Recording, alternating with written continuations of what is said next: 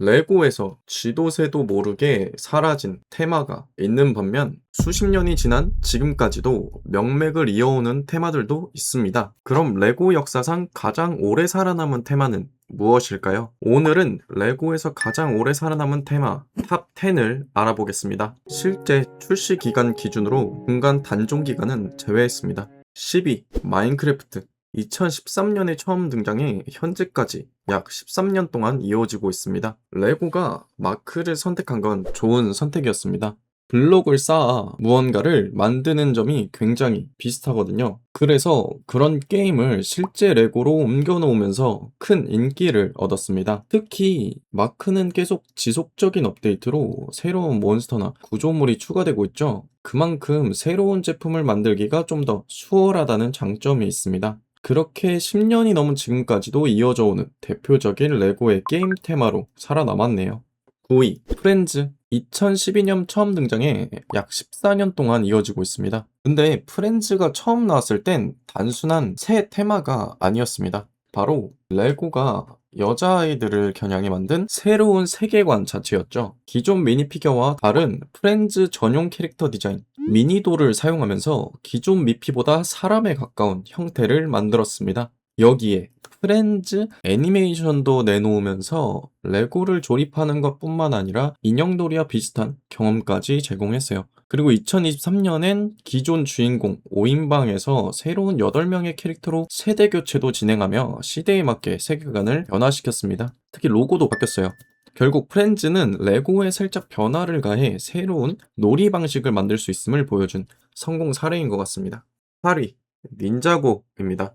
2011년에 등장해 약 15년 동안 이어지고 있는데요. 근데 닌자고가 특히 대단한 건 처음엔 애니메이션이 시즌2로 끝날 예정이었던 단기 프로젝트였습니다. 그런데 전 세계에서 예상보다 훨씬 큰 인기를 얻으며 계속 이어졌고 이젠 레고의 대표적인 테마 중 하나가 되었습니다. 애니메이션과 제품이 함께 성장하며 단순한 레고 테마를 넘어 하나의 레고 오리지널 IP가 된 것이죠. 그리고 15년이 지난 지금까지도 새로운 에피소드가 진행되고 있습니다. 레고가 직접 만들어낸 세계관 하나가 15년이 넘게 살아남았다는 것 자체가 상당히 대단한 기록인 것 같네요. 7위 레고 아이디어스입니다. 사실 이걸 테마라고 해야 할까 조금 애매하기도 한데요. 2014년부터 시작된 테마지만 그저 시초는 쿠소로 2008년 일본 베타 서비스로 플랫폼이 시작됐습니다. 그리고 그 결과물 중 하나인 첫 제품은 2011년 출시된 신카이 6500 잠수함이었습니다.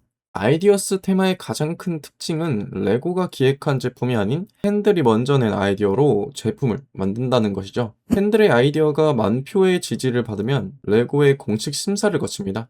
그럼 검토 후 그중 일부가 실제 제품화가 되죠. 그 덕분에 일반 레고 테마에서는 나오기 어려운 다양한 제품들이 등장했는데요. 영화, 게임 같은 IP부터 방탄소년단, 중세, 명화까지 이것도 레고로 나오네? 싶은 제품들이 등장하게 됐습니다. 결국 아이디어스는 팬들에게 새 소재를 공급받는 구조로 팬들이 사라지지 않는 한 쉽게 없어지지 않을 테마라고 생각이 드네요. 6위 아키텍처입니다. 2008년에 시작해 약 18년 동안 이어지고 있습니다. 근데 이 테마, 다른 테마들과는 방향이 달랐습니다. 바로 성인을 타겟팅했다는 점이죠. 건축과 디자인에 관심이 있을 사람들을 대상으로 실제 건축물을 작게 구현하기 시작했어요. 초기엔 존 핸콕 센터 같은 건물부터 시작해 점점 전 세계의 랜드마크를 수집하는 대표적인 하나의 컬렉션으로 자리 잡았습니다. 그중 우리나라의 숭례문도 있었다는. 거기다 최근에는 점점 더 큰 대형 제품들도 등장하면서 전시용 레고라는 영역까지 더 확장하고 있습니다. 레고를 가지고 노는 사람들뿐만 아니라 전시하고 싶은 사람들까지 끌어들인 테마라는 점이 차별점인 듯 싶네요. 5위는 해리포터입니다. 2001년 처음 등장한 오래된 테마인데요. 그런데 해리포터에는 한 가지 특이한 점이 있습니다. 25년 동안 이어진 테마가 아니에요. 2001년부터 2007년, 그리고 2010년부터 2011년, 그리고 2018년에 다시 돌아와 현재까지 이어지고 있습니다. 그렇게 약 18년 정도 이어진 테마인데요. 어떻게 테마가 다시 돌아왔을까요? 첫 번째 공백의 이유는 영화 IP에 대한 의존도를 줄이려는 레고의 움직임이 있었고, 두 번째 공백기는 당시 영화 해리포터가 완결되면서 자연스럽게 단종이 됐습니다. 그런데 모두의 예상을 깨고 2018년 해리포터 테마가 부활을 합니다. 그 이유는 당시 스핀오프 영화 신비한 동물 사전을 통해 해리포터 세계관이 다시 주목받기 시작했고, 그렇게 레고는 성인 팬층을 겨냥해 제품들을 다시 출시했다는 얘기가 있습니다. 특히 출시했던 장면이라도 더 정교한 제품으로 리메이크하거나 대형 디스플레이 제품을 출시하면서 성인 수집용 제품으로까지 영역이 넓어졌습니다. 해리포터 테마는 한번 끝났던 레고의 테마가 시점이 맞으면 부활할 수 있음을 보여준 사례였습니다. 4위, 크리에이터. 2001년 시작해 약 25년 동안 이어지고 있습니다. 이 테마의 가장 큰 장점은 특정 IP, 세계관에 의존하지 않는다는 겁니다. 제품을 사면 한 가지만 만드는 것이 아닌 여러 가지 차, 집, 동물 등 만들 수 있는 구조였습니다. 특히 현재는 3인1 시스템을 통해 하나의 제품으로 세 가지 모델을 만들 수 있는 형태를 정착하여 크리에이터 테마의 대표적인 특징이 됐어요. 즉, 유행과 인기를 따라가는 것이 아닌 정말 레고 그 자체의 재미를 보여주는 테마에 가깝습니다. 그저 사람들이 레고를 만들고 싶다는 생각으로 사게 되는 제품일 텐데요. 이런 부분이 오랫동안 살아남은 테마인 이유이지 않을까 싶네요. 3위, 스타워즈. 이때부턴 20세기로 가버리는데요. 무려 1999년 시작해 약 27년 동안 이어지고 있습니다. 이 기록은 더욱 특별한데요. 바로 라이선스 테마라는 점이죠. 게다가 스타워즈는 레고 역사에 꽤 큰 변화도 가져왔는데요. 바로 사상 처음 캐릭터 전용 몰드를 만들기 시작한 시초라는 겁니다. 대표적으로 자자빙크스, 다스몰, 배틀드로이드, 세볼바 등이 있죠. 하지만 이 테마가 오래 살아남은 이유는 단순히 영화가 계속 나와서라고만 보기엔 어렵습니다. 진짜 이유는 어린이와 성인 팬을 동시에 잡았기 때문이라는 시선도 있습니다. 왜냐하면 일반적인 플레이 세트들부터 전시하기 좋은 디스플레이 제품들, 거기다 엄청난 크기, 가격을 자랑하는 UCS 제품들까지 1999년 시작한 라이선스 테마가 27년이나 지난 지금까지 제품을 계속 낸다는 건 정말 엄청난 기록이네요. 2위, 시티입니다.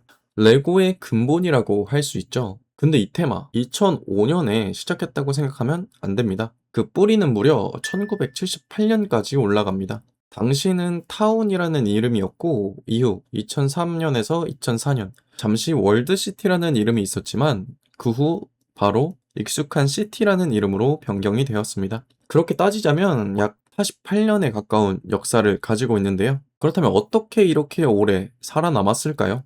가장 큰 이유는 현실 세계를 바탕으로 끝없는 소재를 가져올 수 있기 때문이라고 생각합니다. 경찰, 소방, 건설, 기차 등부터 최근엔 푸드트럭, 드론, 우주까지 나오고 있죠. 이렇듯 현실에 새로운 것이 등장하면 레고도 바로 따라갈 수 있습니다. 즉, 시대가 바뀌어도 새로운 소재가 계속 들어오는 구조죠. 이것이 시티가 거의 50년 동안 레고의 근본으로 살아남을 수 있었던 이유라고 생각합니다. 그리고 대망의 1위는 테크닉입니다. 무려 1977년에 시작된 테마로 약 49년 동안 이어진 테마입니다. 거의 준 50년이죠. 초기 테크닉은 일반 브릭으로 만들기 어려운 기어나 축, 핀 등 기능성 부품들을 활용해 움직이는 자동차, 기계 등을 만드는데 초점을 맞췄습니다. 그러다 시간이 지나며 점차 진화해 나갔는데요.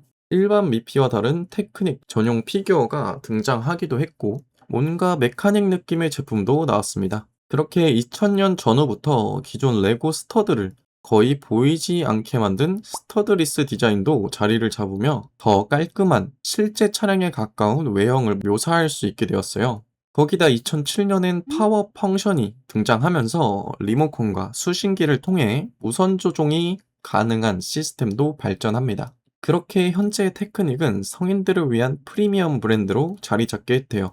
특히 1대8 스케일 플래그십 시리즈 포르쉐 911 GT3 RS를 시작으로 실제 자동차 제조사들과 협업해 실제 차량같이 정교하게 구현한 제품들을 출시하고 있습니다.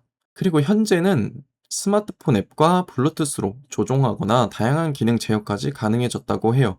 결국 오래 살아남았던 테마는 시대가 바뀌면서 조립 방식과 기술을 함께 계속 발전시켜 온 겁니다. 이렇게 계속 발전해온 테크닉 테마, 어쩌면 1위를 차지한 가장 큰 이유가 아닐까요? 이렇게 지금까지 레고에서 가장 오래 살아남은 테마 탑 10을 알아봤습니다. 1위 테크닉부터 10위 마인크래프트까지 이 테마들을 살펴보면 각자의 강점이 뚜렷합니다.